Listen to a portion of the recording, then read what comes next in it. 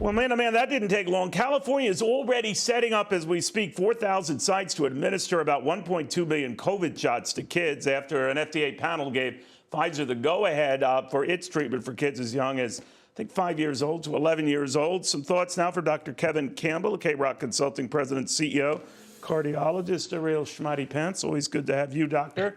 Thanks for What do you having make me. of this? I think it's great that the FDA panel did clear this vaccine for kids. The things to know about this is there was more research done on this vaccine than a lot of the other vaccines we routinely administer to children over decades now. So I feel very good about the safety and efficacy of this vaccine. So I know Moderna has one that's waiting for emergency approval as well. I think they're for kids as young as 6.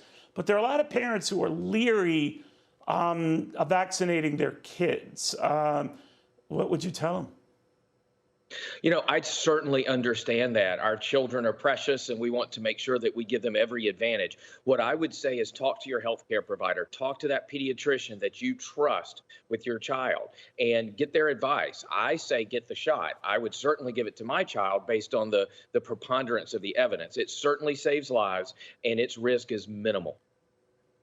You know, a lot has been made, Doctor, of mandates in New York. Firefighters are complaining about a mandate. They have to be vaccinated. As it turns out, about 7 out of 10 of them are. But this is, no loopholes for anyone. The others will have to go if they don't. What do you think of those types of policies?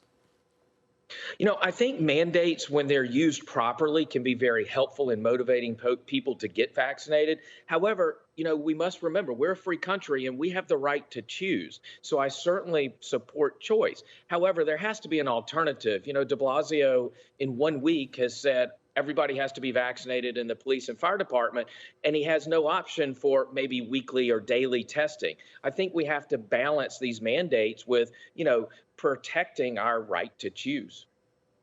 Yeah, I mean, even at Fox, we have a policy, I'm sure you're familiar, where, either show us, your vaccination status or get regularly tested. But there doesn't seem to be much flexibility in some of these other positions. And I'm wondering if they're actually hurting more than helping. People see that and say, hell no, I won't get vaccinated. I think it does create a lot of pushback. There may be people on the fence that sit there and say, I don't want my individual rights being tread on, so I'm not going to do it. Also, I think from a patient and, someone living in New York City standpoint, I think it's very difficult because I think you're going to see shortages of police and firefighters and ambulances. So ultimately, it's all of us who suffer, at the hands of a mandate provided by the mayor.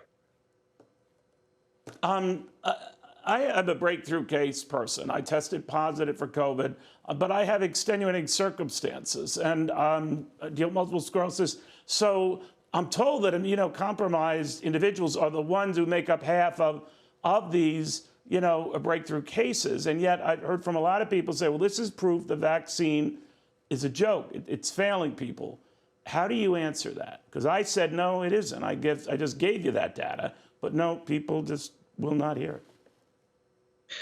I think that's a fallacy. I think that that's absolutely not true. The reason that there's a predominance of elderly and immunocompromised folks that are getting breakthrough cases is because their immune system isn't as robust as younger, healthier folks.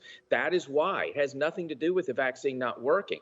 I think you've probably heard the buzz. There may be a 4th COVID shot down the line for those that are immunocompromised. I think it's an evolving science. However, the vaccine absolutely works. There's tons of data to suggest it. Okay. By the way, thank you for reminding me, Doctor, I'm not young. So always good seeing you, my friend. Thank you. Good to see you. I always take things the wrong way, don't I? Dr. Kevin Campbell, thank you very, very much.